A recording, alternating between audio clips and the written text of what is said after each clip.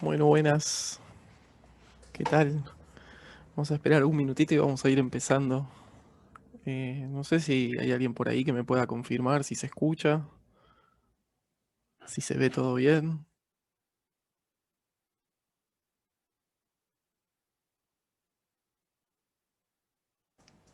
Buenísimo, José, gracias. Daniel, bárbaro. Gracias por estar.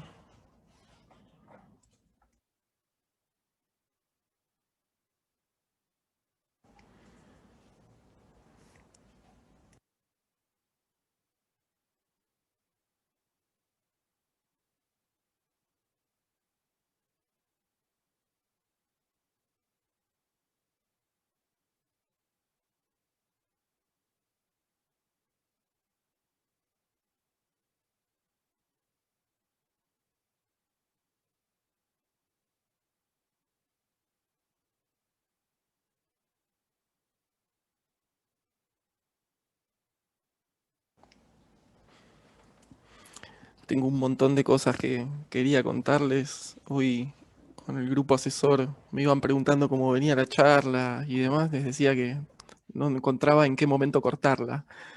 Así que vamos a empezar y vamos a ver hasta dónde llegamos, porque quería contarles, como les decía, un montón de cosas. Eh, Estamos en la tercera, ¿no? La tercera de estas charlas, el tercero de estos encuentros, y haciendo un poco de memoria, digamos, ¿no? El primero nosotros presentamos cuál iba a ser nuestra forma de trabajo, esa era la idea, ¿no? Y dijimos que queríamos salirnos de la idea de esto de los cursos ya enlatados o de las cosas escritas y hacer algo un poco más vivo. Entonces propusimos trabajar de esta manera en vivo, digamos, ¿no? Fue una charla cortita que solamente presentamos esa forma de trabajo. Y en la segunda reunión nosotros, como también al mismo tiempo se estaba lanzando en algún sentido el grupo, queríamos solamente, como dijimos en esa charla, romper algunas fantasías o ilusiones, ¿no? Es decir, pintar un poco la escena, ¿no? De lo que es el mercado y de cómo entendemos nosotros al mercado, y pintar además la escena que hay detrás de eso, ¿no? Eso que decíamos nosotros, cuál es la puerta que tenemos que abrir para intentar profesionalizar en algún sentido. Hoy vamos a darle otro sentido a eso, pero bueno, nuestra relación con el mercado. Entonces, en esa reunión charlamos con Tomás, que se animó a estar acá conmigo, a dar la cara, a contar un poco, ¿no? Cuál fue ese trabajo que nosotros venimos haciendo en otro espacio con él. Así que espero que a ustedes esas dos presentaciones les hayan al menos, en algún sentido, diseñado un contexto, digamos, ¿no? Y hoy lo que vamos a intentar es empezar a ponerle algunas palabras un poco con más peso, ¿no? Es decir, transmitir, sí, algunos conceptos que tienen un poco más de solidez, que nos pueden ayudar, como siempre insisto yo, a entendernos un poco más a nosotros, digamos, ¿no? A nosotros como persona, como sujeto. Hoy le vamos a poner el nombre de aparato psíquico, porque finalmente eso es lo que vamos a decir, ¿no? Que somos un aparato, una máquina que funciona y que, como toda máquina, tiene sus piezas, ¿no? Y entonces ahí nos vamos a adentrar un poco en algunas teorías de la psicología que piensan eso, ¿no? Que cómo funciona ese aparato psíquico, cómo funciona eso que llamamos un sujeto, ¿no? Una persona, un yo, bueno, algunos nombres que le vamos poniendo. eh, y lo primero que nos vamos a encontrar ahí es lo que yo puse como título de esta charla, ¿no? Es que en donde intentamos definirnos a nosotros como persona, en donde empezamos a nosotros a intentar definirnos como un aparato, como una máquina que funciona, que hace cosas en el mundo, no nos alcanza con decir eso, ¿no? Somos una máquina. Hay que partir eso enseguida, nos damos cuenta que hay que empezar a partirlo en diferentes partes, ¿no? A descomponerlo en diferentes partes, y siempre eso es una de las regularidades que yo diría casi todas eh, las corrientes que componen en la psicología comparten. Siempre es necesario al menos dos para poder definir eso que somos, ¿no? Entonces, eh, un poco jugando con esa lógica que también es muy necesaria en el mercado, y si están acá, que será que algún interés por el mercado tienen, entonces algún tipo de acercamiento ya han tenido. Ustedes saben que en el mercado, ¿no? Ese al menos dos de la oferta y la demanda es lo que le da su razón de ser. Y entonces también en ese sentido jugamos un poco con el título de la charla y con ese subtítulo que le pusimos, ¿no? Que entender el comportamiento del mercado es al mismo tiempo entender el comportamiento de las personas, y entonces ahí de repente eso es lo que yo quiero transmitirles hoy, o al menos empezar a construir con ustedes algunas ideas para poder refinar esto. Quisieran ya que sea el recreo, ¿no? Pero no es el timbre del recreo. Eso es la pandemia funcionando. Tenía que venir una entrega durante todo el día y el momento oportuno para llegar es cuando recién empezamos. Les decía que ese al menos dos que vemos en el mercado, en esa ley, ¿no? Podemos decir que le da su estructura al mercado, que es la ley de la oferta y la demanda, ¿no? Es en algún sentido también lo propio del ser humano cuando lo empezamos a pensar como una disciplina, como la psicología, ¿no? Y esa relación no es casual, no es que casualmente diferentes campos como la economía o como la psicología llegaron a ese al menos dos. Y ustedes ya ven que también en la manera en que titulamos esta charla, esa anticipación que decimos al menos dos, implica necesariamente que no se detiene ahí la cuenta. Entonces, por eso yo también quiero insistir mucho en que estamos poniendo recién los primeros ladrillos en este camino. Si se acuerdan, en la reunión pasada decíamos, bueno, lo que hay en el detrás de escena de esa fantasía de aprieto dos botones y gano dinero, es un montón de trabajo, un montón de estudio, ¿no? Entonces, es en ese camino que nos vamos a internar hoy.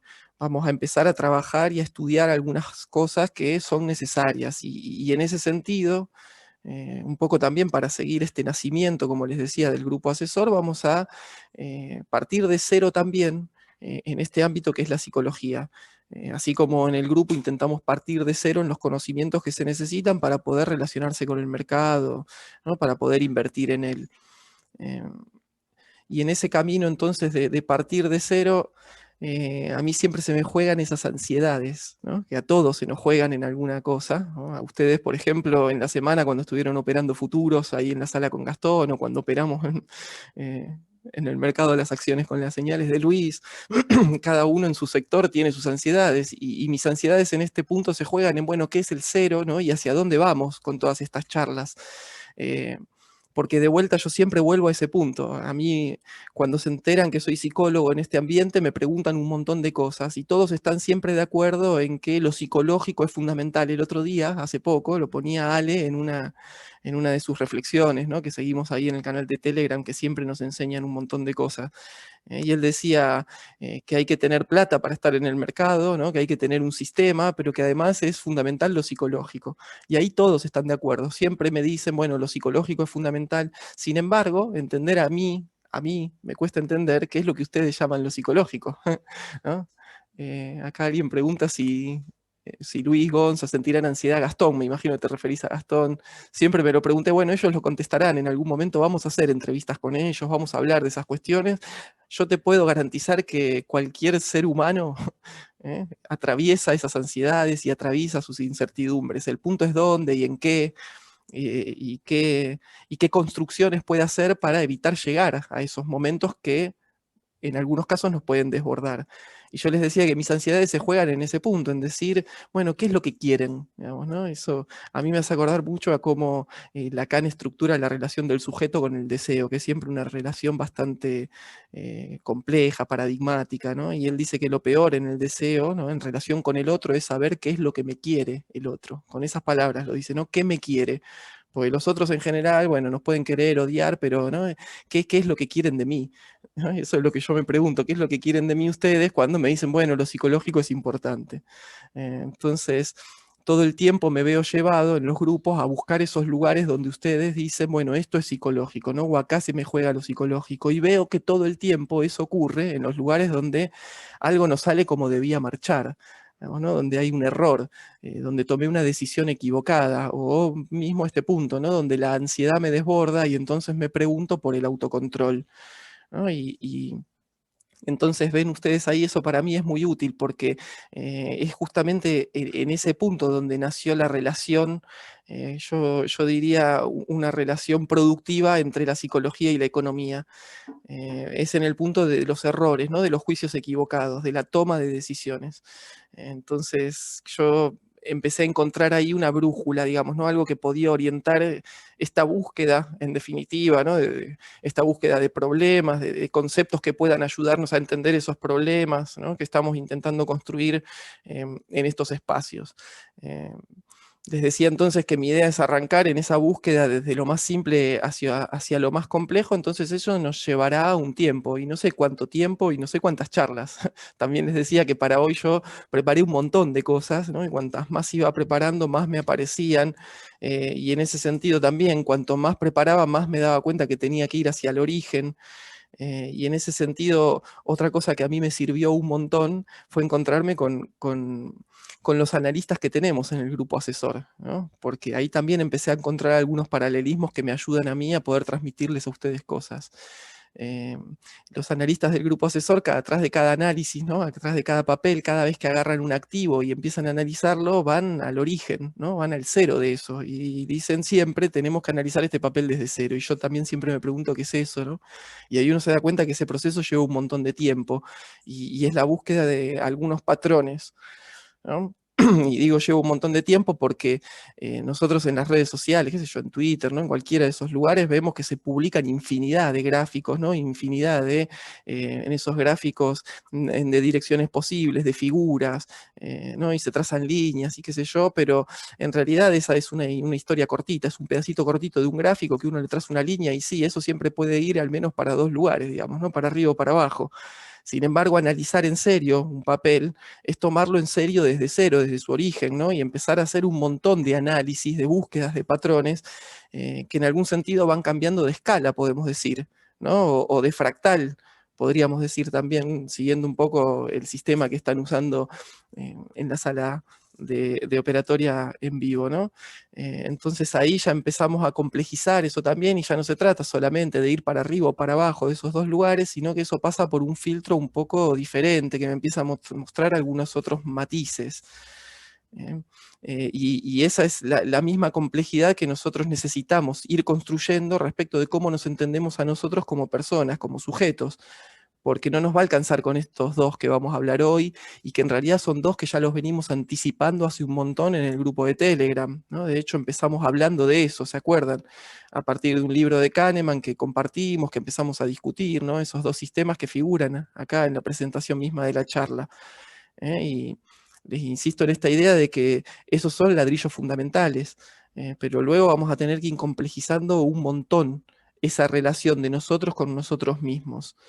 Eh, voy a, voy a dejar de compartir la cámara, así nos enfocamos un poco ahora en la presentación que yo tenía para ustedes, si les parece, porque me parece que es necesario que focalicemos un poco la atención, hoy sí, ya no tanto, ¿no? En lo que pasa acá en la imagen y en vernos las caras y demás, sino en empezar a puntualizar y a interiorizar algunas ideas que me parece que les van a ayudar, ¿no? En ese camino, vuelvo a insistir, que les decía, de entender cómo leer, cómo analizar al mercado y entender cómo analizar o cómo pensarnos a nosotros como personas.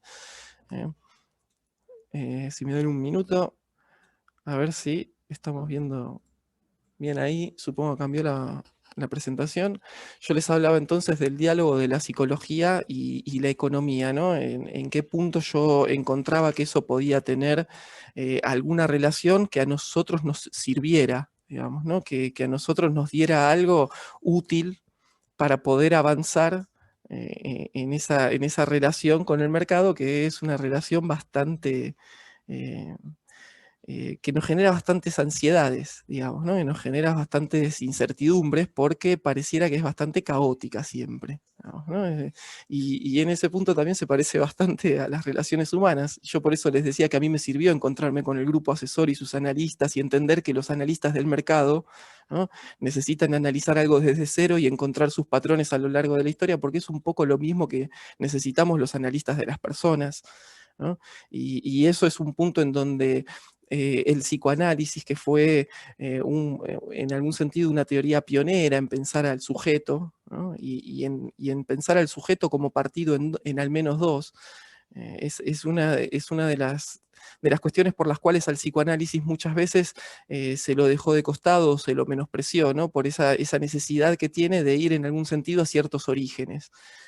Por supuesto, bueno, después a lo largo de los 200 años más o menos que tiene, 150 años más o menos de historia que tiene el psicoanálisis, su método se fue transformando un montón y también puede encontrar resultados rápidos, digamos, ¿no? Esa teoría luego se fue adaptando un poco a la época, pero sí es necesario para poder entender cómo funciona una persona que en algún sentido no es más que un cúmulo de historias, y ya vamos a ver qué significa eso. Bueno, hacer un análisis que vaya a buscar esos fundamentos, ¿no? Esas cosas que se repiten desde un origen, esos patrones como nosotros buscamos en el mercado.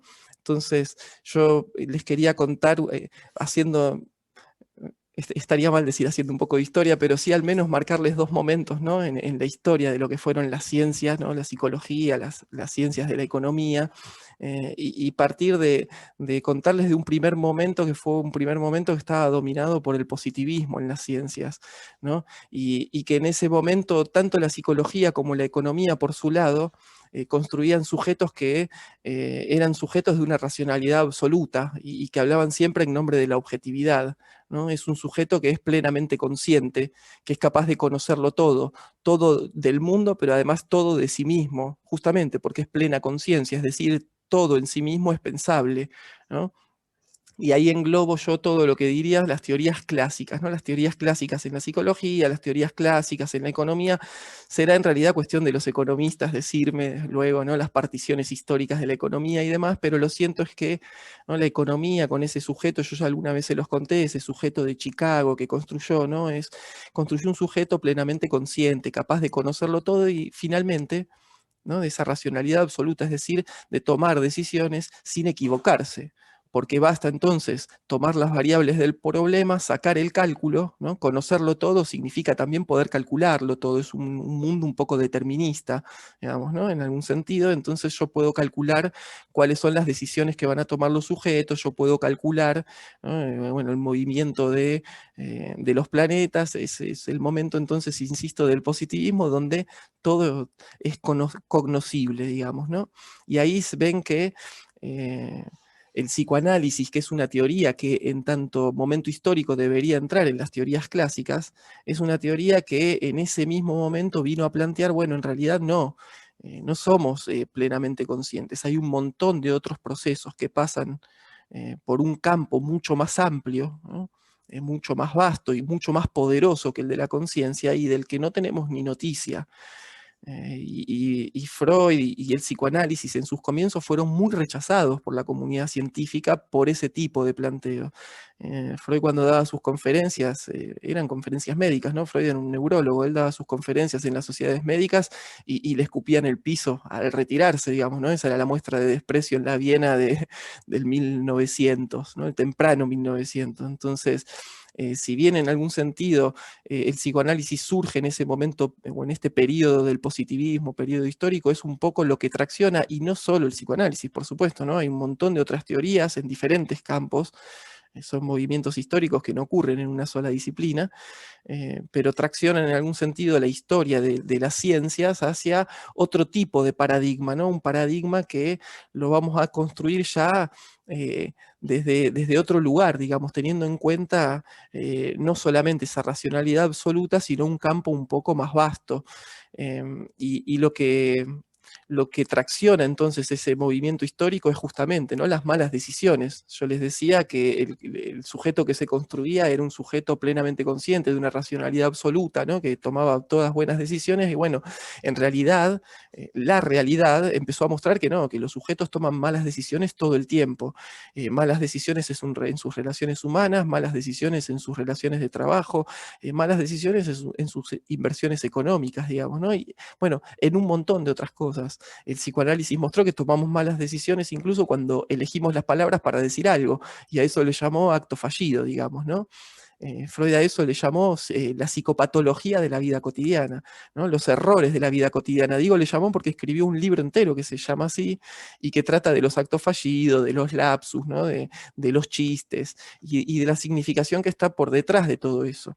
Y es ahí entonces los errores, las malas decisiones, lo que en algún sentido lo llevó a Freud a ir a buscar a ese detrás de escena, digamos, ¿no? Que es lo inconsciente, respecto de la conciencia, ¿no? Como el pleno campo del conocimiento.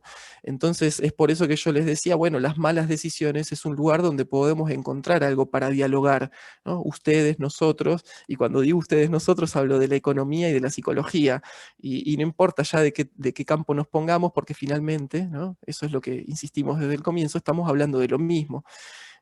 Las personas que toman las decisiones económicas son las personas de las que estamos hablando, ¿no? Y son las que finalmente terminan comprando o vendiendo determinado producto, determinado activo, y son las que finalmente terminan haciendo que esa dinámica del mercado se ponga en movimiento. Entonces, las malas decisiones, insisto, es el punto de encuentro entre la psicología y la economía que a nosotros nos va a ser muy fértil, porque además es el tema que más insiste en el grupo, ¿no? Vuelvo a insistir ahí, yo también. Cada vez que voy al grupo a ver de qué hablan ustedes cuando hablan de psicología, es los lugares donde algo no sale, es los lugares donde en algo me equivoco y no lo puedo evitar, ¿no? Entonces, ese fue, como les decía, el movimiento histórico que llevó a la psicología y a la economía a encontrarse, ¿no? A dejar de menospreciarse una a la otra y a poder desarrollar o crear todas estas teorías de la decisión económica, ¿no? que terminaron, eh, desencadenando toda una línea de la economía que es lo que se conoce como la economía conductual, ¿no? Que incluye ya sí todos los desarrollos de nuevas teorías de la psicología, ya no solo el psicoanálisis ese del que estábamos hablando del 1900, ¿no? Entonces ahora sí ya vamos entrando en un segundo periodo, que es el periodo en el que estamos, diría yo, ¿no? El periodo de la ciencia, que es el periodo de los paradigmas de la complejidad, en donde las cosas ya no son solo blanco-negro, ¿no? O sea, ya no son solamente objetivas, en tanto yo puedo conocerlo todo, sino que, bueno, se empiezan, como les decía, a tener otro tipo a tener en cuenta otro tipo de datos, digamos, ¿no? Con otro nivel de complejidad. Estamos en realidad en ese pasaje todavía, porque ahí es donde yo también necesito que durante algún tiempo nos detengamos a pensar.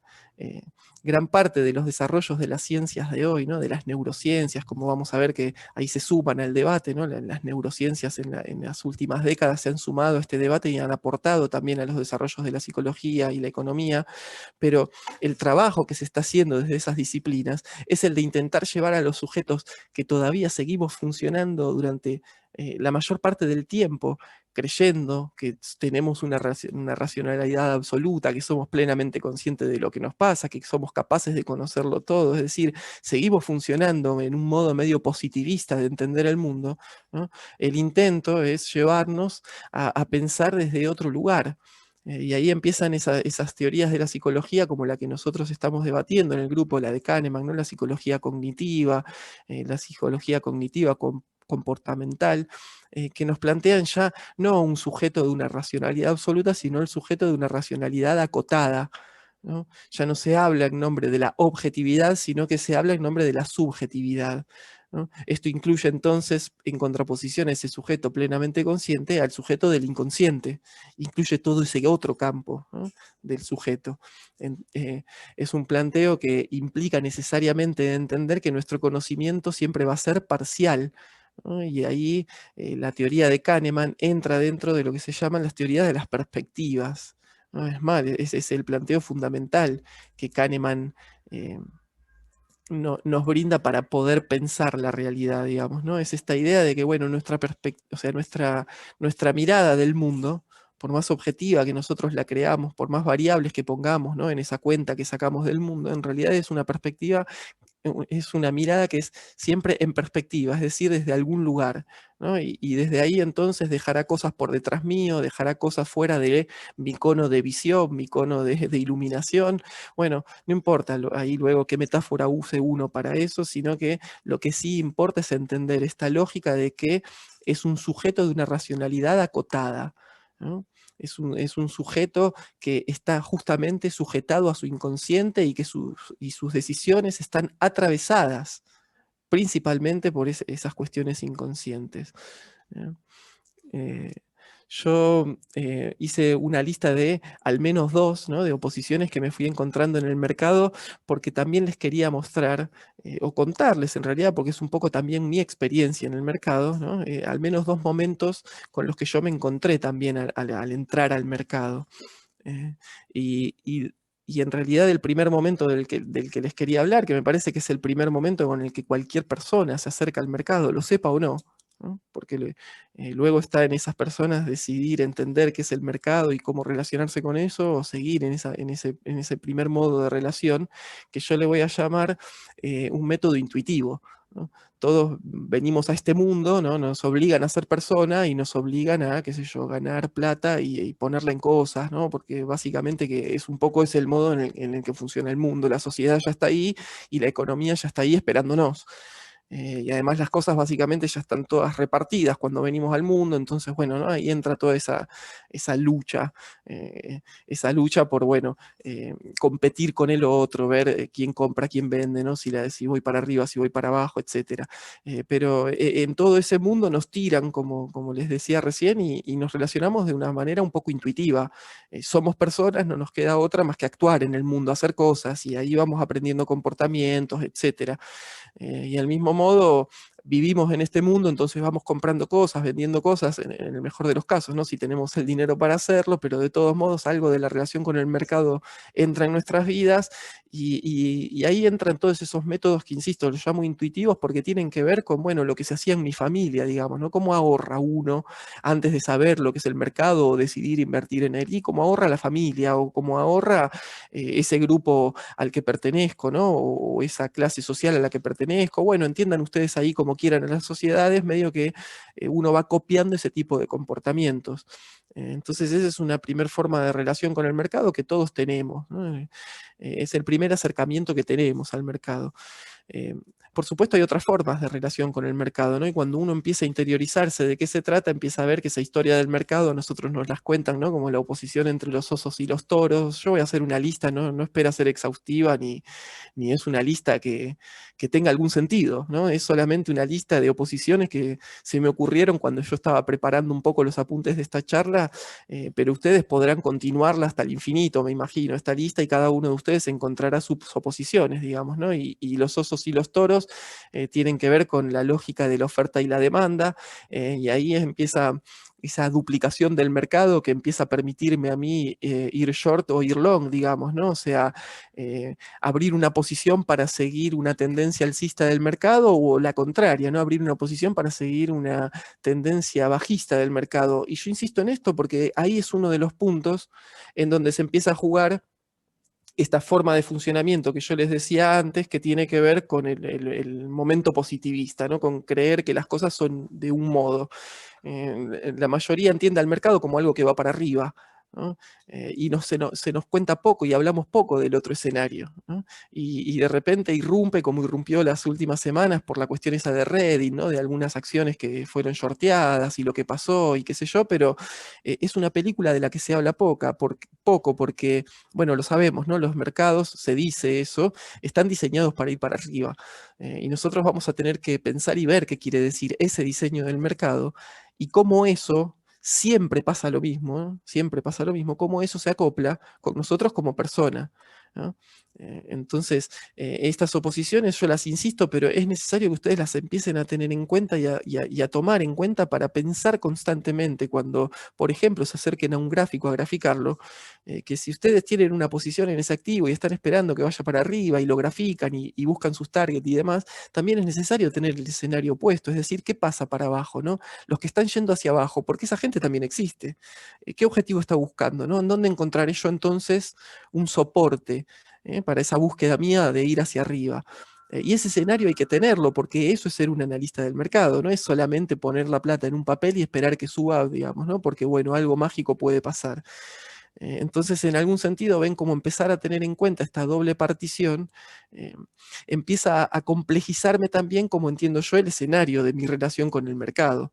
Eh, Sigo con las oposiciones, ¿no? Las tendencias bajistas, las tendencias alcistas, ya las mencionamos, los soportes y las resistencias, las distribuciones y las acumulaciones, ¿no? Ahí ya empiezan algunas teorías, creo que esto pertenece a Wyckoff, ¿no? Después me dirán los que saben más de análisis que yo, ahí lo tenemos siempre a Gastón, a Luis, también a Ale, Ale se hace el que no es un buen analista, pero lo es, los que conocen las teorías, ¿no? Las distribuciones y las acumulaciones, los impulsos y las correcciones, eso me imagino que debe pertenecer a Elliot, ¿no? Tenemos ahí a Fibonacci, los retrocesos y las extensiones, bueno, eso puede continuar, decíamos, me imagino que tantas oposiciones como sistemas haya, tantas oposiciones como herramientas, ¿no? Como indicadores haya. Lo importante es empezar, vuelvo a insistir, a entender cómo esa lógica de el mercado está partido en al menos dos es también la misma lógica que nos va a regir a nosotros como sujetos, como personas, ¿no? Y todas estas cosas estas oposiciones que nosotros fuimos mencionando, las podemos englobar dentro de eso que se conoce como el análisis técnico, que también tiene su otro, ¿no? Tiene su al menos dos, que es el análisis fundamental. Y ahí también esos bandos se pelean, ¿no? Y cada uno dice que una cosa es más importante que la otra, y muchos combinan ambas cosas, digamos, ¿no? Y esto entonces hace que uno pueda transformar ese primer método intuitivo, ¿no? De ahorro de tal manera, porque así se ahorraba en mi familia, o porque así se ahorra según me cuentan los diarios, pase a ser una forma de ahorro o una forma de inversión atravesada por métodos de análisis, ¿no? Métodos de análisis. Entonces ahí por eso es que lo estoy llamando a eso método analítico. El método analítico que tiene que incluir y que en el mejor de los casos debiera incluir cuantas más teorías mejor. Yo lo veo a Gastón, ¿no? La cantidad de métodos que conoce, y cuando alguien le pregunta algo sobre uno de los métodos, él lo estudió y sabe dónde están las limitaciones de ese método, y eso lo llevó entonces en su búsqueda a aprender un método diferente que le compense o que le muestre otro camino, ¿no? De esas carencias. Y entonces la necesidad ahí, volvemos a insistir, de la capacitación, ¿no? De una capacitación seria, si es que verdaderamente queremos pasar de un método intuitivo a un método analítico. Y el método intuitivo puede persistir, así yo entre en un grupo como el que nosotros tenemos armado de asesoramiento, en donde me dicen que hay análisis y que entra y que salí.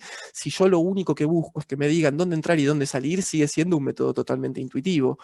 Y ahí es donde después entonces empiezan esos desfasajes de algo cambia en el panorama y no están ahí para contestarme dónde entrar o dónde salir, y yo me empiezo a poner nervioso. Entonces, ¿no? De vuelta, la necesidad frente a la ansiedad, que es uno de los puntos fundamentales que vamos a tener que trabajar nosotros a lo largo de toda nuestra historia, ¿no? La ansiedad que se me genera cuando algo sucede en el mercado que no era previsto, lo que tiene que venir ahí es el autocontrol, ¿no? Y esa es una oposición que también vamos a ver que se repite un montón y que es muy necesaria, ¿no? Y ese método analítico tiene al menos dos momentos, ¿no? Y yo digo siempre al menos dos escenarios también, ¿no? Los dos escenarios son ese que hablamos, el alcista y el bajista.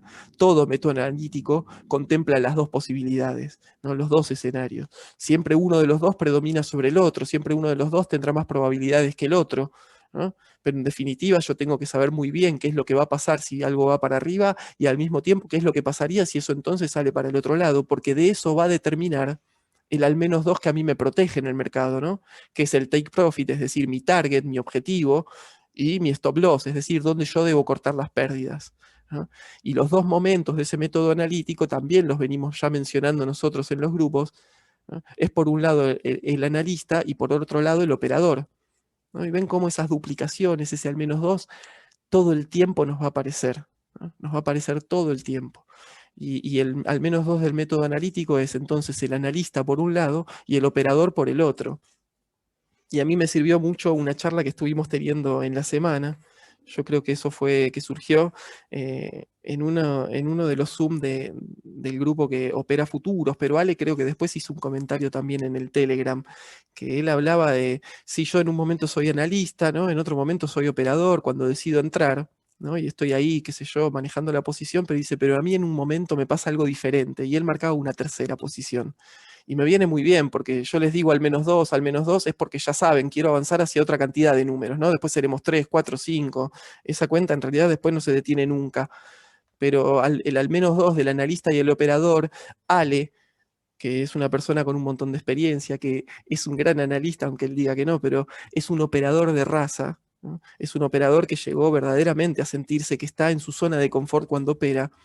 En el momento del operar, desdobla también eso en una tercera posición que él decía, yo no sé bien cómo explicarla, ¿no? Es algo que tiene que ver con el olfato. Fíjense cómo lo define, ¿no? Y esos son los lugares que a mí me interesan, porque hacia ahí tenemos que ir a entender de qué habla él, ¿no? Pero dice, básicamente lo definió como una especie de manejo del riesgo, ¿no? O de la cartera, en realidad puso él ahí la palabra, porque dijo, bueno, o sea, yo metí un trade y tengo un target, ¿no? De qué sé yo, un 20% más arriba, pero yo miro la cantidad de dinero efectivo que eso significa y miro mi cartera y ya está, ¿no? Todas las probabilidades de ese sistema de trading que yo tengo, del target tal y qué sé yo, ya no importan. Lo que lo domina ahí como sujeto, lo que lo domina ahí como operador, como analista, es otra cosa. Es otra cosa que pasa por otro tipo de vivencias, es otra cosa que pasa por otro tipo de decisiones, ¿no? ¿Quién toma la decisión? ¿No? Entonces yo digo además que ese método analítico son dos momentos diferentes, porque uno no puede ser analista en el momento que está operando. Esas cosas no se pueden mezclar, porque el analista por definición es alguien que tiene que dudar, ¿no? Es alguien que tiene que descomponer las cosas, complejizarlas, desarmarlas, volverlas a armar para ver qué forma tienen, y el operador es alguien que tiene que hacer todo lo contrario, que no puede dudar, que no puede preguntarse qué pasa si esto, qué pasa si aquello, que no puede tomarse el tiempo que necesita un analista para analizar, que a veces, según dicen nuestros analistas, ¿no? Si uno toma un papel desde cero, son horas. El operador tiene que tomar decisiones en segundos, en menos que segundos a veces, ¿no? Entonces ven que ahí es donde aparecen esos decálogos a veces, ¿no? De procedimientos que nos cuentan los libros de lo que es ser un buen trader, ¿no? Yo se los mostraba en algún momento en el canal de Telegram. Nos hacen una lista que incluye como punto número 5, no dudes, y como punto número 13, bueno, si dudas, hace tal cosa. Y claramente, porque le están hablando a las dos cosas como si fuesen una cosa única. Le hablan a la persona, pero la persona no es una sola persona, ¿no? Es el analista, es el operador, son momentos diferentes, son escenarios diferentes, y cada uno tiene que tener sus reglas, sus mecanismos para tomar las decisiones y demás. Entonces, es por eso que yo insisto desde el comienzo en que a nosotros no nos va a servir escribir un libro, ¿no? Que a nosotros lo que nos va a servir es esta búsqueda un poco caótica, ustedes me escuchan, ¿no? Sentarme acá, hablarles, titubear a veces sin saber bien hacia dónde estamos yendo, encontrar en algún sentido por ahí, ¿no? Una idea que nos orienta, nos prende una luz, bueno. Entonces, a mí de esta reunión que estamos teniendo hoy, si logro transmitirles la importancia de entender que tenemos que romper esa ilusión de que tenemos el control total de lo que hacemos, de que somos una persona única y coherente, ya con eso me basta, porque ese es el ladrillo que yo quiero poner hoy. Dijimos, ¿no? La primera reunión encontramos el método de trabajo, la segunda reunión rompimos la ilusión de que apretamos dos botones y ganamos plata. Hoy nos ponemos a trabajar, ¿no? Y se trata de sentar esas bases. Ahí veo que debe ser Ale. Los miedos se generan por falta de conocimiento y práctica, nos comenta en el chat. Totalmente, Ale, totalmente. Ese es el lugar en el que se filtran las ansiedades, ese es el lugar en el que se filtran los miedos, en donde nos quedamos sin conocimiento, sin saber lo que puede pasar. Y fíjense que es lo mismo que yo les decía antes que me pasa a mí con las charlas. ¿Qué me quieren? ¿Qué quieren ustedes de mí? ¿No? Ahí yo me quedo sin conocimiento, porque no sé a qué llaman ustedes lo psicológico. Me tranquilizo cuando digo, bueno, están llamando lo psicológico a los errores. Les voy a contar, ¿no? De qué manera los psicólogos trabajamos con los errores, por qué nos pusimos a pensar los errores. Y fíjense que eso es lo que puso en movimiento una transformación de los paradigmas científicos, la búsqueda de comprender qué pasa con los errores, por qué tomamos decisiones equivocadas en el mercado, por qué hacemos un chiste o decimos una palabra equivocada en un momento, es en la historia de la psicología lo que movió los edificios teóricos, ¿no? Entonces, totalmente Ale, y vamos a seguir trabajando sobre eso. Entonces vamos a pasar ahora sí al menos dos de la psicología cognitiva, ¿no? Esa psicología cognitiva que yo les contaba es la psicología que yo les cuento desde Daniel Kahneman, pero que en realidad, por supuesto, ¿no? Es un edificio teórico, una escuela de psicología que incluye una infinidad de autores diferentes y que han tomado matices diferentes también en sus recorridos, en sus desarrollos.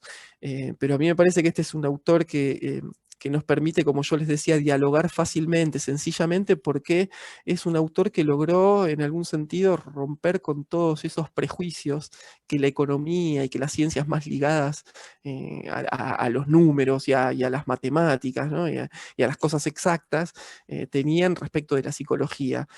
Porque bueno, se empezó a relacionar con ese tipo de gente, se empezó a relacionar con economistas, con matemáticos, ¿no? Y empezaron a diseñar experimentos y a medir cosas, esa cosa que a la ciencia y sobre todo a las ciencias duras y exactas les gusta tanto, que es medir cosas, sacar cuentas y demás.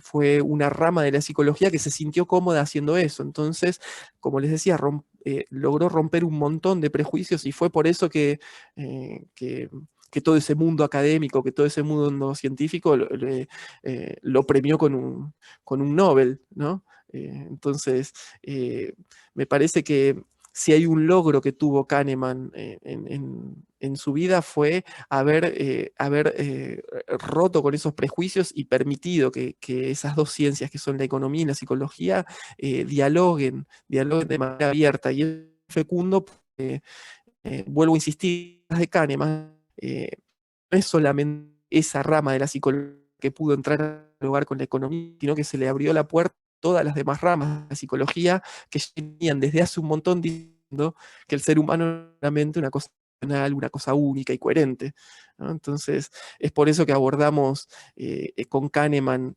el comienzo de nuestro grupo, ahí en el grupo de Telegram, y es por eso que lo ponemos en primer lugar, si bien en todo este recorrido histórico que hoy estuvimos haciendo es uno de los últimos, porque Kahneman sigue vivo, sigue produciendo, ¿no? Está hoy modificando sus teorías. Entonces es en algún sentido el punto de origen, lo que yo quería poner como el origen, pero es lo que me permite también en esa puerta, ¿no? Al abrir esa puerta y ese diálogo, acompañar también lo que un montón de otras teorías de la psicología tienen para aportar. Porque en la construcción de lo que somos nosotros, yo les decía, como una máquina, como un aparato en este mundo, cada una de las ramas de la psicología estudió una partecita. Y la realidad es que si queremos entendernos como sujetos, lo mejor que podemos hacer es entender qué es lo que dice cada una de esas ramas de la psicología, no de esa partecita que se puso a estudiar. Porque nosotros cuando nos ponemos a analizar el mercado, sobre todo cuando nos ponemos a operar, por ejemplo, algo tan volátil como los futuros, y estamos con la atención puesta en algo, ¿no? Si hay algo que tendríamos que saber muy bien es cómo funcionan las leyes de nuestra percepción, cómo miramos lo que miramos y por qué, porque hay muchos procesos que son automáticos en eso. Y si yo no tengo ni la más mínima idea, bueno, entonces ahí no voy a poder operar muchos cambios, ¿no? Sobre eso. Voy a seguir funcionando de una manera intuitiva, ¿no? Vamos a insistir con ese nombre por ese lado. Entonces, la teoría de la psicología de la Gestalt, ¿no? que piensa como objeto de estudio a la percepción, y bueno, ahí tiene un montón de cosas para decirnos. Y yo en esta charla que armé para ustedes en el día de hoy, ni incluí esos desarrollos de la Gestalt, digamos, ¿no? O sea, y fíjense, ya pasaron 45 minutos y estoy en realidad en el punto de comienzo de lo que yo les quería decir. Porque por acá quería entrar, al menos al menos dos sistemas, ¿no? Kahneman adoptó términos que fueron propuestos por otros psicólogos un poco anteriormente, pero porque él dice, los encontré en un montón de otros autores de la psicología. Entonces, yo voy a adoptar esta terminología que a mí me viene bien, y voy a hablar de dos sistemas, ¿no? Dos sistemas de la mente. Ven ahí entonces que ya lo primero que funda la teoría de Kahneman es una partición. Ya no somos un sujeto que todo lo puede conocer. Estamos partidos en al menos dos sistemas, ¿no? Un primer sistema que opera de manera rápida y automática. Ya venimos hablando de esto, yo lo voy a sobrevolar un poco, porque ustedes ya lo saben. Quería de todas maneras hablarlo un poco en vivo, contarlo, ¿no? Contarles, aunque sea lo que a mí me parece importante de todo ese libro, porque sé que muchos de ustedes no lo van a leer. Y lo sé porque, bueno, porque ya van a ver que en parte de nuestro recorrido nos vamos a encontrar con que uno de estos sistemas que me componen es bastante vago para las cosas, ¿no? Entonces, si bien yo no puedo dejar de insistir en lo importante, ¿no? No voy a dejar de insistir en lo importante que sería que ustedes lean este libro, pero no solo este, ¿no? Sino tantos otros. eh, bueno, sé que al mismo tiempo muchos de ustedes no lo van a hacer, entonces por eso es que les quería contar un poco de qué se trata, pero lo vamos a sobrevolar, ¿no? El sistema 1 opera sin ningún esfuerzo, en realidad, porque opera de manera automática, ¿no? Y opera de manera automática, y ustedes ven que dice ahí, sin la sensación de control voluntario, porque precisamente uno no puede decidir o elegir las emociones que siente. A mí eso a veces me da mucha risa, sobre todo en las conversaciones cotidianas, no tanto con los pacientes, porque ahí la cosa se pone seria, ¿no? Pero cuando alguien dice, no, bueno, yo decidí que no me quiero enamorar o que no me voy a comprometer con nadie, ¿no? Bueno, comprometer con alguien es algo que uno puede decidir, pero que le genere amor a alguien, digamos, ¿no? O ese tipo de cosas. O decidí que no me enojo más. Ese tipo de decisiones no se toman, no son decisiones, no hay manera de decidir eso, ¿no? No hay control voluntario sobre ese primer sistema que opera de manera rápida y automática. El control voluntario, en todo caso, o ese autocontrol, y ven que ahí empieza a aparecer este par de opuestos, ¿no? La ansiedad entonces corresponde al sistema 1, el autocontrol entonces corresponderá al sistema 2. ¿no? Y ese otro sistema, Kahneman nos dice que centra su atención en actividades mentales esforzadas que lo demandan, es decir, en resolver problemas complejos, ¿no? Y ahí tiene que haber un esfuerzo de atención, ¿no? La decisión de esforzarme en pensar algo. Esas operaciones del sistema 2 están a menudo, dice Kahneman, asociadas a experiencias subjetivas, ¿no? A la idea de que yo estoy actuando, eligiendo, a la idea de que me puedo concentrar, y es justamente ese sistema 2 el que me hace vivir constantemente en la ilusión de que yo tengo un control sobre lo que pasa en mi vida, o que puedo tener un control sobre lo que pasa, por ejemplo, en los mercados, o etcétera, digamos, ¿no? Y ahí es donde empezamos a ver entonces cómo se empiezan a relacionar estos dos sistemas, ¿no?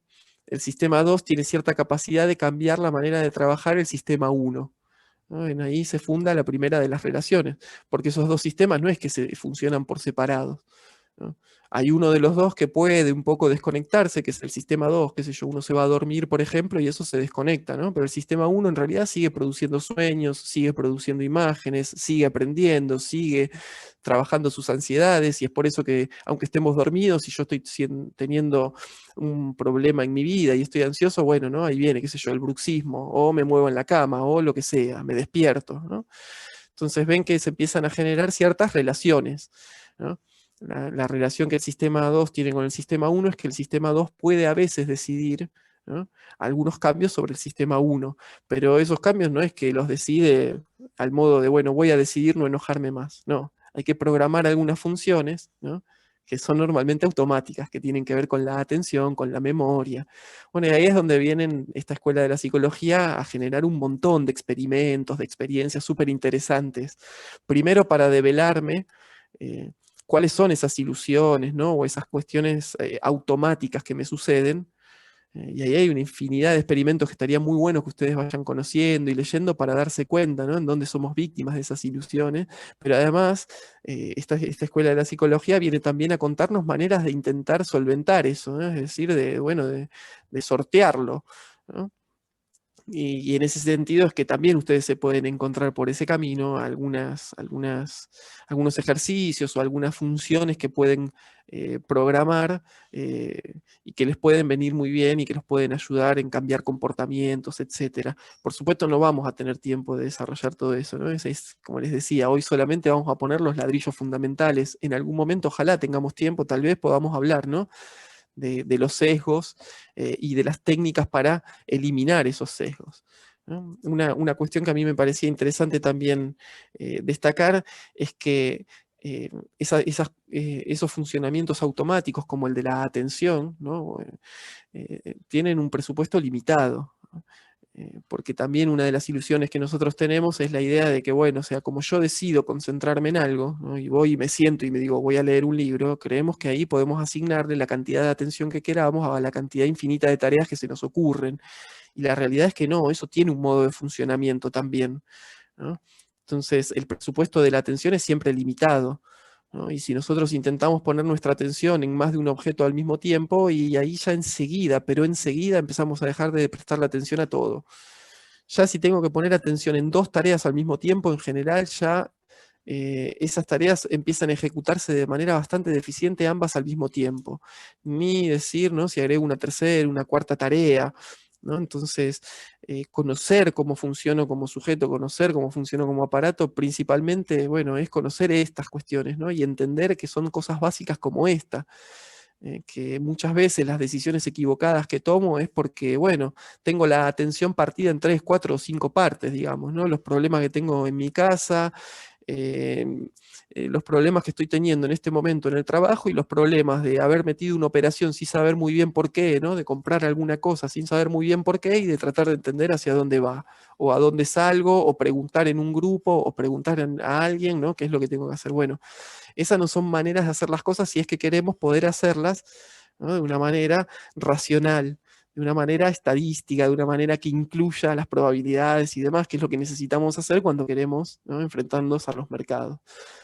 Una intensa concentración en una tarea, nos dice Kahneman también, puede volver a las personas realmente ciegas a estímulos que normalmente atraen la atención, ¿no? Y eso es que cuando nosotros logramos enfocarnos, concentrarnos en una tarea, ¿no?, finalmente todo lo que no es esa tarea se convierte en una especie de fondo borroso, Y hay un ejercicio que es muy interesante, un experimento que es muy interesante que diseñó la psicología cognitiva en relación con eso, que es, ustedes tal vez lo habrán visto circulando por internet, es un equipo de básquet que está jugando, ¿no? Moviendo una pelota, o en realidad son un montón de personas moviendo una pelota, y a algunos lo que se le pide es que cuente cuántos pases se dan con la pelota de básquet, ¿no? Entonces uno centra su atención en eso y en el momento que la pelota está pasando entre una persona y otra, por toda esa escena atraviesa a una persona disfrazada de gorila, digamos, ¿no? O sea, algo que, por supuesto, en una cancha de básquet llamaría la atención. Sin embargo, los experimentos muestran que la mayor, una abrumadora cantidad de gente, yo no les voy a dar porcentajes, pues no los tengo, pero una abrumadora mayoría de la gente ni siquiera se da cuenta, ¿no?, que eso sucede. Entonces, cuando nosotros nos concentramos en una tarea, ¿no?, cuando ponemos la atención en una tarea, verdaderamente el compromiso subjetivo lo ponemos en una tarea, tenemos que saber que todo lo demás se convierte en fondo, ¿no?, y que cobra mucha menor importancia, por lo tanto. Acá hay algunos ejemplos de lo que sería el sistema 1, de las funciones que ejecutaría el sistema 1. Yo tenía pensado hacer esta charla mucho más corta. En realidad ya la quisiera ir terminando y no estamos ni siquiera a mitad de camino, ¿no? Entonces ni siquiera las voy a leer, esas funciones, esas actividades automáticas. Ustedes las tienen en el libro, ya las tienen también en el grupo de Telegram, ¿no? Pero fíjense que se tratan eh, de actividades automáticas, ¿no?, que aparecen en nuestro funcionamiento psíquico cuando, por ejemplo, ¿no?, tenemos que percibir si un objeto está más lejos que el otro, tenemos que completar una oración como pani, ¿no?, y ahí uno pondría, no sé, qué sé yo, circo, me imagino, ¿no? Entonces son esos procesos o esas actividades que surgen de manera automática, espontánea, y que no las podemos detener, digamos, ¿no? Y entonces, en ese sentido, la importancia de entender que el mercado está diseñado para hacernos equivocar. ¿De qué manera? Bueno, todo el tiempo generándonos ese tipo de estímulos, digamos, ¿no? Pani, pani, es decir, me voy, ¿no? Ya me voy, ya salgo. ¿Ya entraste? Mirá que me voy, digamos, ¿no? Entonces ahí viene el falso quiebre y se va para abajo de vuelta de repente, ¿no? Entonces, entender que todo el tiempo se nos van a querer generar esos comportamientos automáticos. Todo en el mercado está diseñado para que yo apriete el clic, digamos, ¿no? Rápidamente. Entonces, es por eso que es importante conocer esta partición nuestra, para además entender cuáles son las herramientas que yo le puedo dar a ese sistema 2, que ya se van dando cuenta que es esa parte que yo estoy llamando yo, ¿no? Esa parte que puede tomarse algunas decisiones sobre lo que pasa, ¿no? Y bueno, algunas de las operaciones que tienen que ver con el sistema 2, ¿no? También una lista larga que yo no las voy a leer, son simplemente ejemplos, digamos, ¿no? Pero se van a dar ustedes cuenta que son tareas un poco más complejas. Algo sí que quisiera destacarles en este punto es que en donde nos ponemos un poquito finos, van a ver cómo el sistema 1 y el sistema 2 empiezan a comunicar y a desdibujar, y de repente algo que es necesario que haga el sistema 2, una vez que uno lo convierte en práctica, una vez que uno lo convierte en un hábito, una vez que uno lo llena de conocimiento y de ejercitación, puede de repente pasar a ser una operación automática del sistema 1, ¿no? Ahí hacia el final de estas operaciones ustedes ven que dice aparcar en un espacio estrecho. Esto está copiado del libro de Kahneman, ¿no? Por eso está escrito así. Nada de lo que ustedes están leyendo acá es producción mía, ¿no? Yo les estoy transmitiendo algunos conceptos, algunas partes de la teoría de este autor, ¿no? Aparcar en un espacio estrecho, ¿no? Estacionar un coche. Eso es una tarea compleja que requiere todas las funciones del sistema 2, salvo, fíjense, ¿no?, lo que pone entre paréntesis, para los empleados de un garage. Digamos, sí, esas personas probablemente les vendamos los ojos y puedan estacionar igual, ¿no? Y entonces, en ese sentido, algo importante a entender es que, bueno, casi cualquier tarea, en realidad, si yo la ejecuto, ¿no?, la cantidad de veces necesarias, y paso por la experiencia la cantidad de veces necesarias, y adquiero los comportamientos y los conocimientos necesarios para ejecutarla, la puedo empezar a ejecutar de una manera casi automática. Y es por eso, en ese punto, que yo a veces les digo que Ale es un operador de raza, digamos, porque él, ¿no?, opera ya como si fuese una persona que opera, pero con una capacidad de razonar y de, bueno, como quien estacionaría un auto si trabaja en un garage, digamos, ¿no? Y eso él lo adquirió, no es que eso es algo innato, ¿no? Cuando yo digo de raza, es una raza adquirida, ¿no? Es algo que se adquiere con la experiencia, ¿no? Con la experiencia, quiero decir, con la experiencia de vivir efectivamente el operar. Por ejemplo, en el caso que estamos hablando, los activos, los derivados de los futuros, ¿no? Bien. Acá les enumeré algunas de las funciones principales, ¿no?, de cada uno de esos sistemas. Entonces el sistema 1, vamos a decir, es el nombre del libro de Kahneman, ¿no? Funciona de manera rápida, ¿no? Es principalmente impulsivo, ¿no? Y produce juicios que son intuitivos. Es ahí el modo de funcionamiento intuitivo del que tanto les hablaba, y es básicamente el modo en el que funcionamos constantemente en el mundo, digamos, ¿no? Ese sistema 1 nuestro, que tiene esos procesos que son difíciles de controlar y que actúa de manera automática, es así porque el ser humano tiene, bueno, los miles de años de evolución que tiene, digamos, ¿no? Y incluye todo eso, ese sistema 1. Son modos de comportamiento automático que nos han venido muy bien a lo largo de nuestra evolución, ¿no? Esa idea de, bueno, poder calcular si un objeto está más cerca o más lejos que otro, que tiene que ver con el diseño de nuestro cerebro, pero también con el diseño de nuestros ojos, con el diseño de nuestra percepción, ¿no? Y con los lugares en los que desarrollamos la mayor parte de nuestra vida en esta historia del mundo, y etcétera. Son formas de funcionamiento automático que vienen muy bien para determinadas operaciones y funciones que yo tengo que ejecutar en el mundo, pero que están totalmente a contramano de lo que yo necesito, por ejemplo, cuando tengo que operar en el mercado.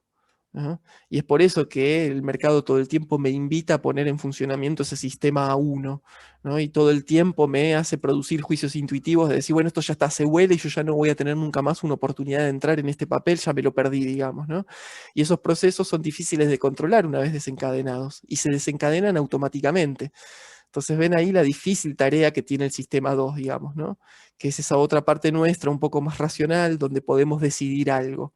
¿No? El sistema 2, ven ahí, es un sistema lento, nos dice Kahneman, lleva su tiempo. Para pensar hace falta tiempo. Es una de las leyes de la cadena significante, de las cadenas del lenguaje, del pensamiento, digamos, ¿no? Se necesita el tiempo que cada palabra necesita para pensarse, y la pausa necesaria para que luego venga otra palabra diferente y se articulen y empiecen a dar sentidos, digamos, ¿no? Entonces, es un proceso lento, que necesita tiempo y que necesita además de esfuerzo, ¿no? Es por eso que el sistema 2 es el encargado del autocontrol, y que, a diferencia de esos juicios intuitivos, produce juicios deliberados, ¿no? O sistemáticos, juicios más complejos, atravesados por otro tipo de razonamiento, ¿no? Son procesos que son relativamente fáciles de controlar, los del pensamiento, digamos, ¿no? Una vez desencadenados, uno los puede guiar hacia algún lugar, ¿no?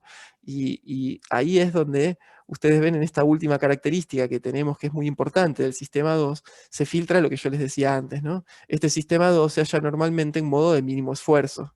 Y esa es una ley que la vamos a encontrar también en el psicoanálisis, por ejemplo, ¿no? Una ley entiendo, del funcionamiento del aparato psíquico, una ley del funcionamiento del ser humano. Solemos estar en modo mínimo esfuerzo, digamos, ¿no? Entonces, ahí el sistema 2 es un poco remolón para hacer todas esas tareas que necesita para controlar al sistema 1. Entonces deja, en general, que sea el sistema 1 el que toma las decisiones, ¿no?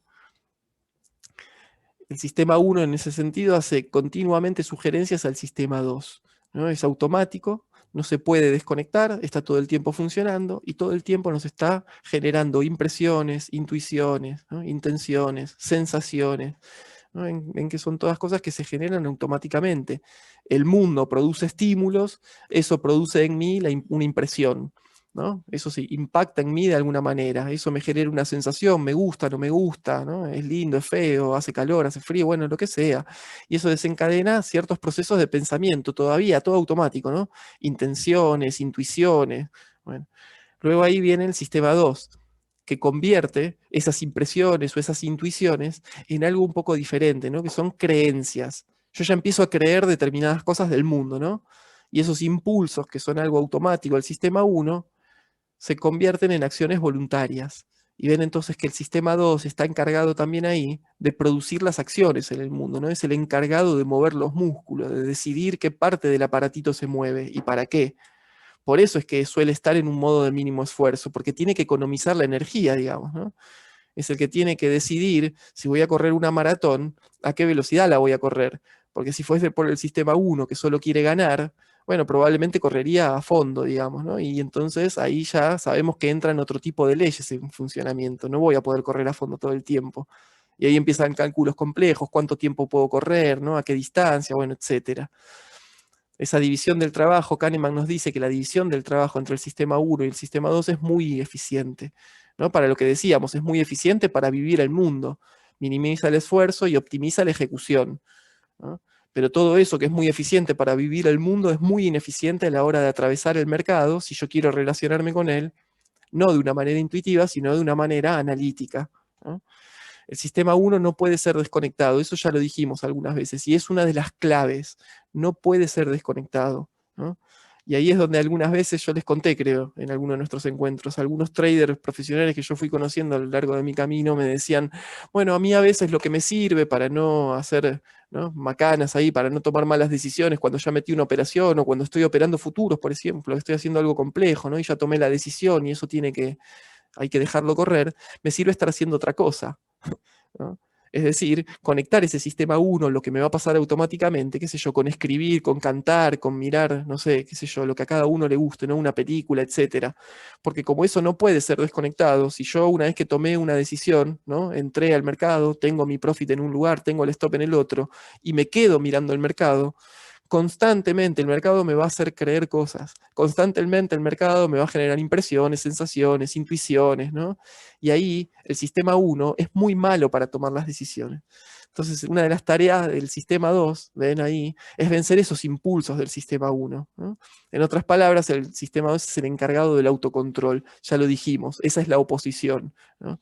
Las intensidades, las emociones, las fuerzas, ¿no?, la energía, todo eso aparece por el lado del sistema 1 y el sistema 2 es el encargado entonces de intentar frenar eso, de ponerle ciertas resistencias, ciertas trabas, o en todo caso, y vamos a ver que eso es muy importante y de eso se trata también, el sistema 2 es el encargado de saber hacia dónde hacer fluir todos esos excesos energéticos, todos esos excesos de ansiedad, de emociones, digamos, ¿no? Pero eso también implica un gran esfuerzo de trabajo. El sistema 1 no nos sirve para relacionarnos con el mercado, principalmente, ¿no?, por esta cuestión de los sesgos, que es tal vez uno de los conceptos más difundidos de la psicología cognitiva, uno de los conceptos más difundidos y que más diálogo encuentran con la economía, ¿no?, y que son errores sistemáticos que uno es propenso a cometer en determinadas situaciones, ¿no?, cuando la situación lo amerita.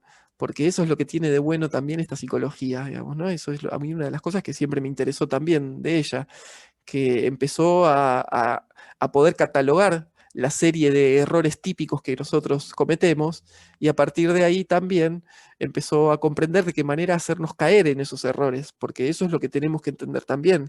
La psicología encontró el modo de funcionamiento de nuestra mente, ¿no? Sabe que somos propensos a cometer determinados errores, nos puede ayudar a que no los cometamos más. Al mismo tiempo, la psicología es también utilizada en el diseño del mercado, en el diseño de las estrategias de venta y demás, para hacernos cometer esos errores. ¿Se entiende, no? O sea, la psicología en ese sentido está de los dos lados, de los que quieren ir short, de los que quieren ir long, de los que quieren hacernos entender cómo funcionan las cosas y ayudarnos a progresar y a mejorar, y de los que quieren hacernos cometer un error y sacarnos un dinero o lo que sea. Entonces, esa me parece que es una desventaja que al mismo tiempo nosotros tenemos que conocerla para no ser víctimas de ella, digamos, ¿no? Para intentar estar lo más alerta, lo más atentos posibles a esos sesgos y evitarnos a nosotros el error de caer en ellos lo más que se pueda. El sistema 1, además, suele responder a preguntas más sencillas que las que se le están planteando, digamos. Tiene una tendencia a simplificar los problemas. Y si yo por ahí tengo que responder una pregunta sobre si, no sé, el petróleo va a subir o va a bajar en relación con un análisis técnico, y como yo no soy un buen analista técnico, en realidad voy a responder desde una emoción. Yo creo que está todo mal porque hay una pandemia y entonces el petróleo tiene que ir para abajo, ¿no? Y yo respondo una pregunta mucho más sencilla que la que verdaderamente me hicieron. Y ese es el modo automático que tiene el sistema 1 de funcionar, ¿no? Responde siempre preguntas más sencillas que la que le hicieron. Eso es lo que se conoce como los heurísticos, es decir, los atajos de nuestra mente. De vuelta, eso está en relación con nuestra necesidad de sobrevivir en el mundo. Entonces yo no tengo mucho tiempo para ponerme a pensar si un animal se me está acercando porque quiere ser bueno conmigo o me va a comer porque soy su presa, ¿no? Esa pregunta yo no puedo sentarme a meditarla como si fuese un filósofo. Yo tengo que en cuestión de segundos darme cuenta de eso y salir corriendo si lo amerita, ¿no? Entonces la pregunta ahí es una pregunta bastante sencilla, ¿no? Y la tengo que responder de manera sencilla y rápida. Entonces los heurísticos son atajos sí, podemos decir que son atajos que nuestra mente tiene y que están todo el tiempo en funcionamiento también, es decir, todo el tiempo nosotros los problemas que nos enfrentamos en el mundo los estamos respondiendo con preguntas más sencillas que las que verdaderamente sostienen ese problema, ¿no? Y finalmente, y esto es la clave también, el sistema 1 entiende muy poco de lógica y en realidad no se rige por la lógica, ¿no? No se rige por la lógica y entiende muy poco de estadística también y no se rige para sus decisiones por la estadística. Eso lo vamos a volver a encontrar cuando veamos en la partición del al menos dos del psicoanálisis, ¿no? Entre la conciencia y el inconsciente, que el modo de funcionamiento del inconsciente es también no responder a la lógica, ¿no? Las contradicciones pueden subsistir en el sistema 1, yo puedo amar y odiar a una persona al mismo tiempo sin que eso me genere ningún conflicto. El conflicto en todo caso lo tendrá el sistema 2, ¿no? Yo acá estoy mezclando teorías, pero es la misma lógica, se van a ver que la repartición queda siempre de la misma manera, ¿no? El sistema 1 no entiende de lógica. La lógica es algo necesario para el sistema 2 y el sistema 1 tampoco entiende de estadísticas, ¿no? En ese sentido toma decisiones en relación a otro tipo de procesos y de pensamientos. Entonces es ahí donde el trading, donde la relación con el mercado se vuelve contraintuitiva para nosotros, ¿no? En ese sentido. El sistema 2 tiene también una velocidad natural, ya lo decíamos, ¿no? Es más lento. Y al mismo tiempo, cuando nuestra mente no hace nada en particular, algo de energía, algún tipo de energía se está consumiendo, ¿no? En pensamientos aleatorios y en observar lo que está sucediendo a nuestro alrededor, ¿no? Ese es el modo de funcionamiento de baja energía que decíamos del sistema 2. Una excesiva preocupación por hacer bien una tarea a veces puede perjudicarla. Eso también lo charlábamos en algún momento en el grupo de Telegram, ¿no? Si nosotros estamos demasiado comprometidos con una tarea, hace un ratito también lo decíamos, si nosotros estamos demasiado comprometidos en la atención en determinada tarea, nuestra memoria se va a llenar todo el tiempo con los estímulos que esa tarea me dé, ¿no? Y ahí al mismo tiempo se me van a empezar a desencadenar ideas ansiosas e inútiles, dice Kahneman, porque justamente el momento de la decisión era otro, ¿no? Si volvemos a la partición entre analista y operador, el momento de la decisión de dónde están los targets, el momento de la decisión de dónde están los stop, es el momento de la decisión que toma el analista. Luego el operador tiene que seguir ese plan, porque en donde yo me muevo del plan, volvemos a lo que decía Ale hace un ratito, ¿no? Los medios se generan ahí, ¿no? En donde yo me quedo sin plan y entonces en donde yo ya no tengo una práctica que me diga qué es lo que puede pasar, ¿no? La conclusión, nos dice Kahneman, es simple. El autocontrol requiere atención y esfuerzo. Y es ahí, entonces, vuelvo a insistir, en donde nunca nadie nos va a llevar a nosotros, ¿no? Sistema 2, a variar nuestros comportamientos más que nosotros mismos y venciendo una gran resistencia, ¿no? Por eso es que uno puede decir todo el tiempo, bueno, me voy a sentar a hacer determinada tarea, ¿no? A leer, y no le cuesta nada si realmente no tiene ganas de eso, distraerse y demás. Y el autocontrol, ¿no? Es una cuestión que requiere entonces un montón de esfuerzo, y un montón de esfuerzo que muchas veces nuestro sistema 2 no está dispuesto a hacer porque no tiene los recursos necesarios.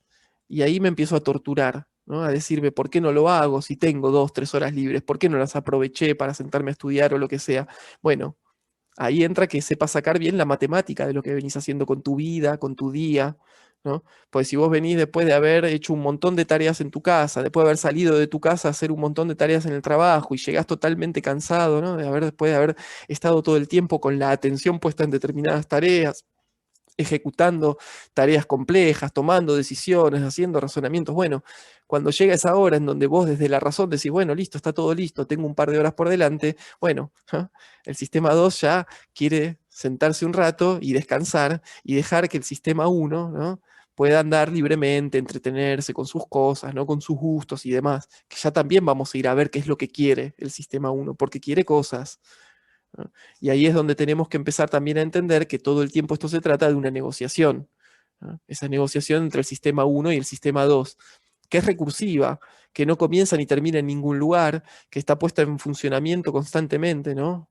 Y que constantemente el sistema 1 entonces está ejecutando sobre el sistema 2 impresiones y demás, y el sistema 2 todo el tiempo tiene que estar atrapando esas impresiones, esas sensaciones, esas emociones y contarme una historia más o menos coherente del mundo, ¿no? Porque ahí volvemos a eso, al sistema 1 no le importa la lógica, pero el sistema 2 está obsesionado con eso.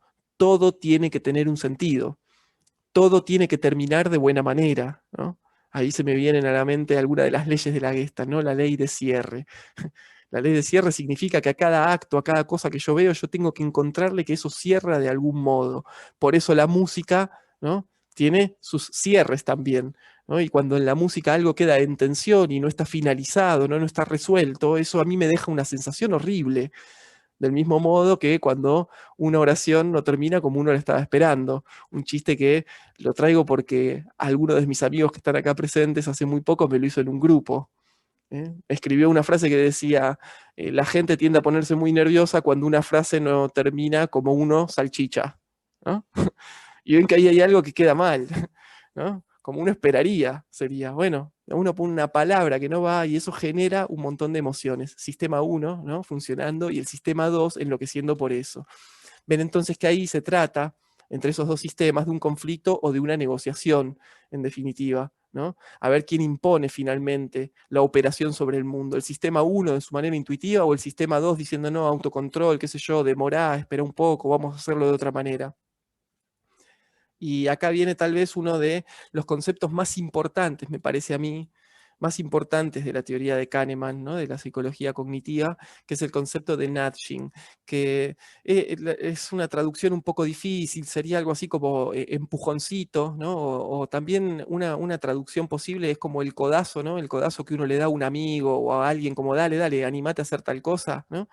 Sería algo así porque lo que nos dimos cuenta, ¿no? Después de un montón de experimentos, después de un montón de experiencias, es que al sistema 1 es mucho mejor hacerlo funcionar con la oferta que con la demanda, ¿no? Es mucho mejor hacerlo funcional ofreciéndole cosas, moviéndolo de manera amena hacia algunos lugares, generándole las ganas de ir por determinados caminos, que obligándolo o queriendo obligarlo a determinadas cosas. Imagínense que es como si ustedes quisieran mover agua, ¿no? Haciéndola o empujándola con la mano. Bueno, no van a poder, ¿no? Eso es lo que les va a pasar con el sistema 1 si lo quieren empujar. Van a atravesarlo, ¿no? O sea, va a fluir hacia donde quiere, ¿no? Entonces ahí viene este concepto de nudging, de empujoncito, de codazo, es decir, de encauzar la cosa. La pregunta que se hace Kahneman, ¿no? Que nos hacíamos en realidad en todas las disciplinas de la psicología es, bueno, ¿no? Si la gente sabe que está haciendo algo mal y que eso le hace daño, ¿por qué lo sigue haciendo? ¿Por qué no cambió ya su comportamiento? ¿Por qué no está haciendo lo que debiera hacer para que la cosa marche mejor? Digamos, ¿no? Entonces, y bueno, porque eso es difícil, porque no sabe hacerlo, porque no puede hacerlo. Ahí lo que hay que hacer es ver cómo podemos cambiar algo en su contexto, no obligarlo.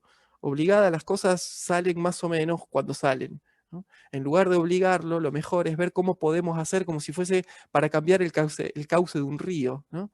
¿Cómo podemos generar un caminito alternativo para que algo de esas ganas, algo de esa energía, ¿no? Algo de esos impulsos vayan para el lugar que yo quiero?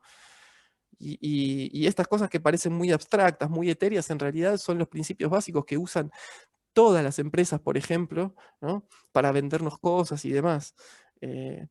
Quiero decir, se nos generan los medios, se nos generan los modos para que consumir sea completa y absolutamente fácil y sencillo, y luego nos ponen algunas pequeñas trabas o filtros para que sea difícil salir de ahí, ¿no? Esa idea del débito automático, por ejemplo, ¿no? En donde empiezo a buscar y no encuentro el botón que hay que apretar y qué sé yo, bueno, me doy por vencido, lo hago el mes que viene, digamos, ¿no? Esas son trampas, entre comillas, esos son los errores sistemáticos en los que todos caemos, y como decíamos, hay ejércitos de psicólogos diseñando al mercado, diseñando, ¿no? La oferta y la demanda y demás, entonces es ahí en esos lugares donde se nos pueden poner o filtrar esas trampitas y podemos caer todo el tiempo en esos errores, ¿no?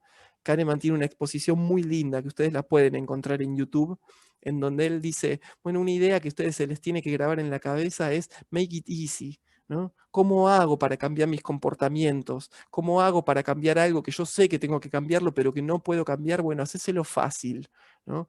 Andá por el lado de ofrecer la cosa que se necesita, ¿no? De cambiar algo en el contexto para que quién sos vos, eso que sos vos decida ir hacia ese lugar, más que obligarte, que decir, ¿no? Poner esas leyes de el lunes empiezo tal cosa, a tal hora me pongo a hacer tal otra, digamos, ¿no? Eh, ¿Cómo hago para comer más fruta? Porque yo sé que eso me va a hacer bien y bueno, tenés que poner un jarrón con frutas arriba de la mesa. Digamos, ¿no? Eso no tiene que estar escondido en el último cajón de la heladera porque ya te va a dar fiaca ir a buscarlo. ¿Se entiende? Esa sería un poco la lógica.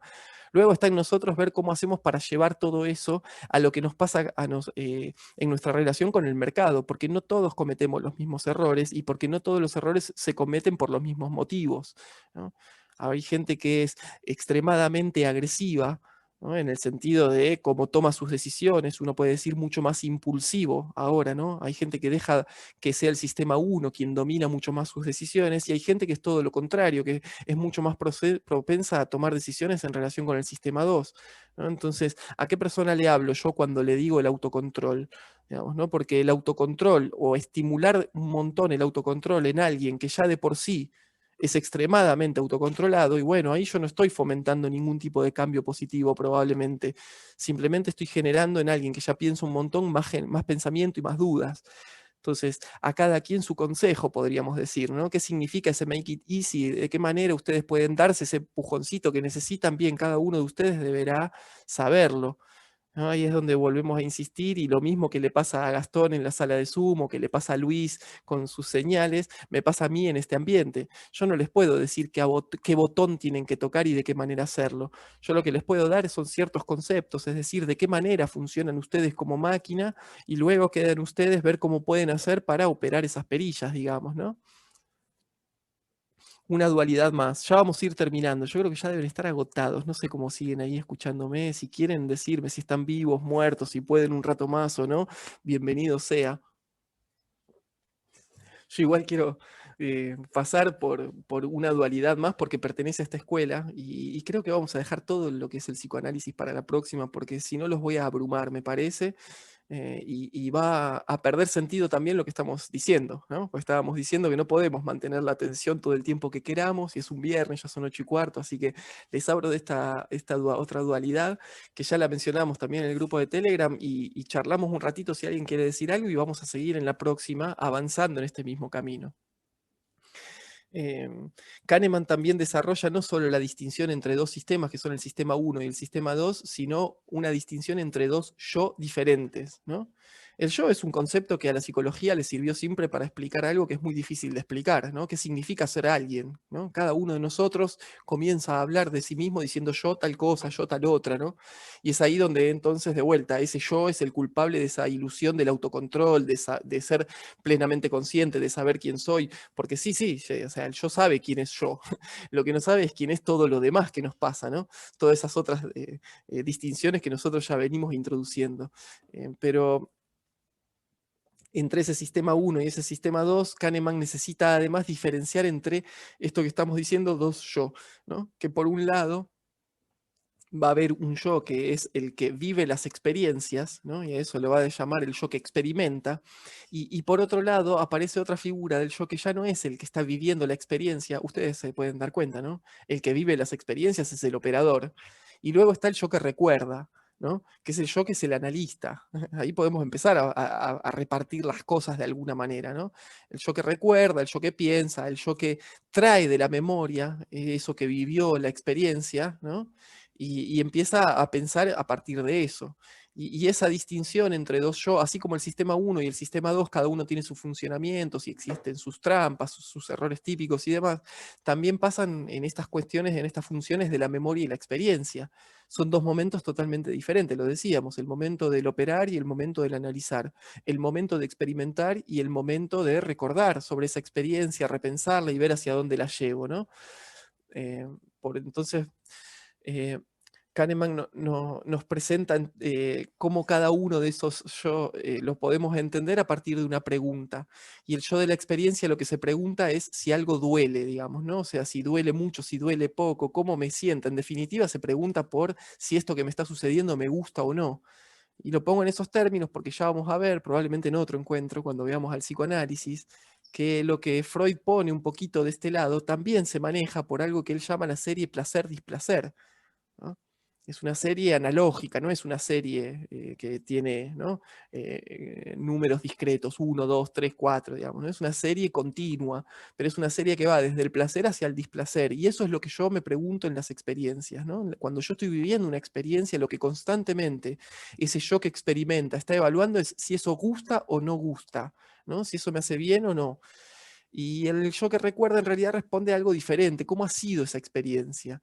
Y ahí, al recuperar esos recuerdos, al recuperar esa experiencia, bueno, no es lo mismo, ¿no? El yo que recuerda no vive la experiencia, la está recordando, la está volviendo a traer al presente, pero ya no es la experiencia, ¿no? Ya algunas modificaciones se han operado ahí.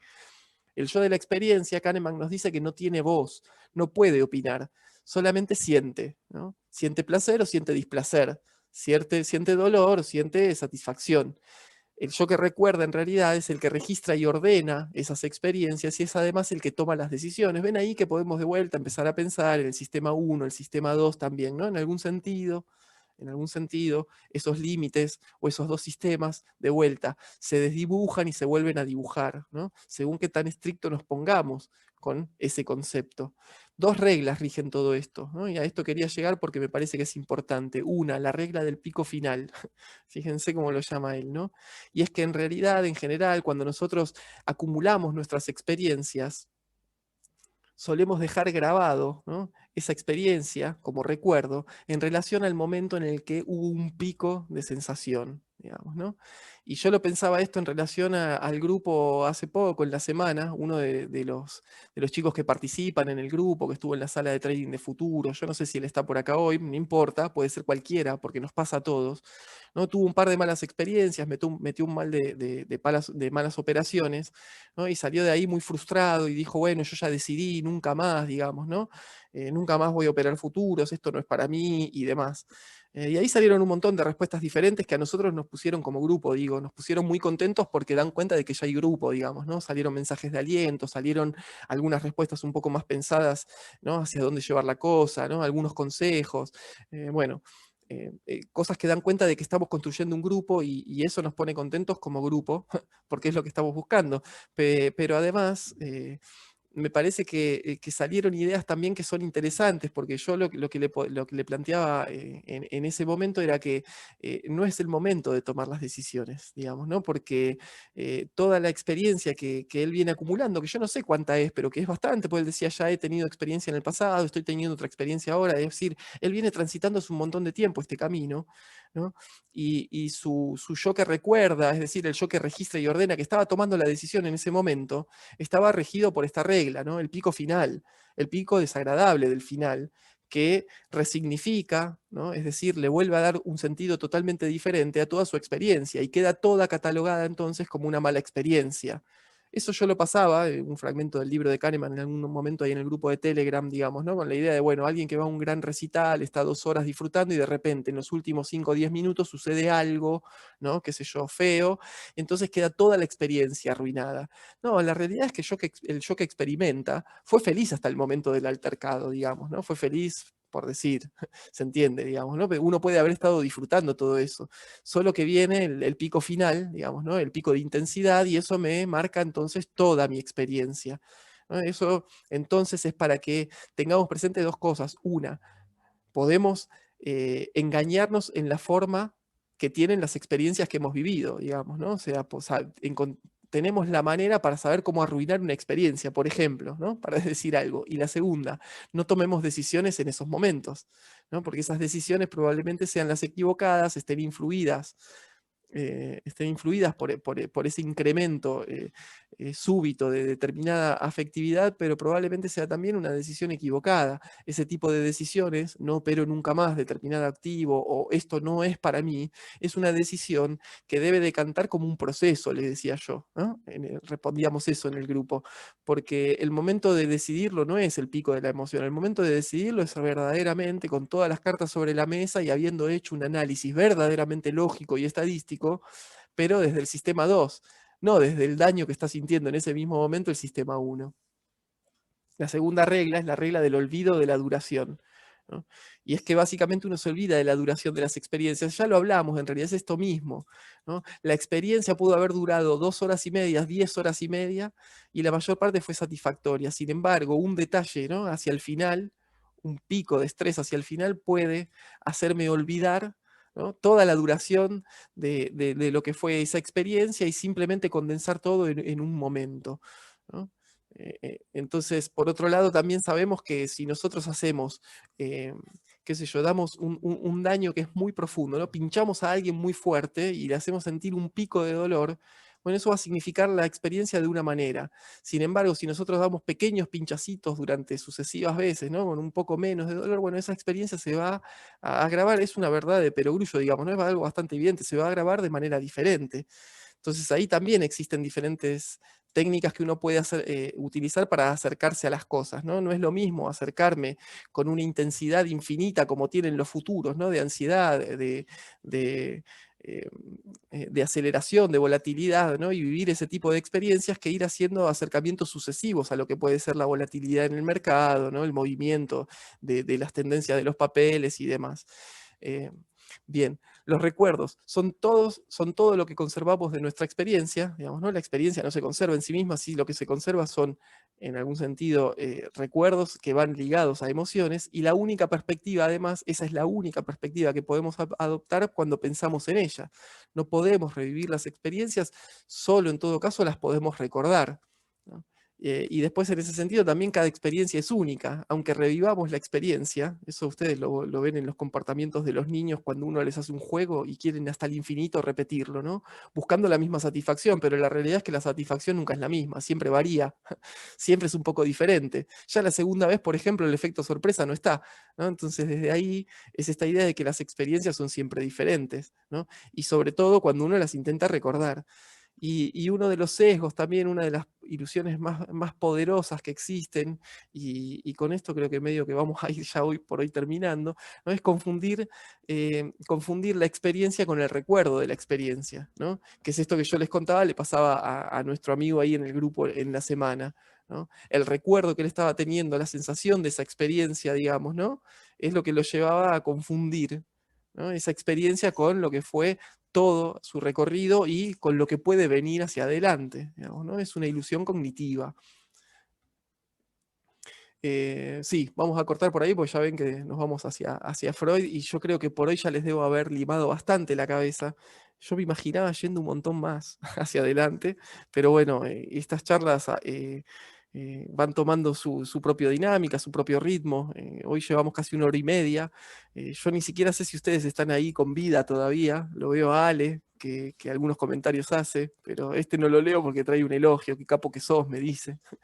Eh, Ale, gracias. Gracias por estar. Les agradezco a todos. Yo abriría un minuto los micrófonos por si alguien quiere decir algo, también lo pueden escribir, pero les quería así transmitir un poco todas estas ideas y vuelvo a insistir en esto. Yo tenía pensado hablar mucho más hoy y tengo mucho más para transmitirles. Así que vamos a poner una fecha muy pronto, seguramente, para un nuevo encuentro, una nueva charla, y además para que este video no quede hecho un bodrio de 2 horas y media, ¿no? Porque después esos videos ya son un choclo infinito. Acá Juan dice, Daniel dice, estamos vivos y pensantes, muchas gracias. No, gracias a ustedes por participar. Yo no sé si tienen alguna pregunta, si quieren decir algo, si tienen algún punto que necesiten que se aclare o demás, dejamos un ratito para eso. Yo mientras me voy a tomar un vaso de agua. Vamos a encender un ratito la cámara de vuelta, así nos vemos para el cierre, y podemos incluso dejar de compartir la pantalla ahora en un ratito.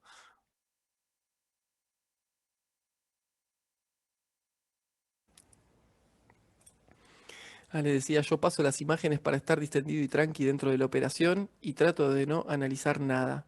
Muchos me consultaron eso, cómo me genero tiempo en pasar imágenes dentro de una operación.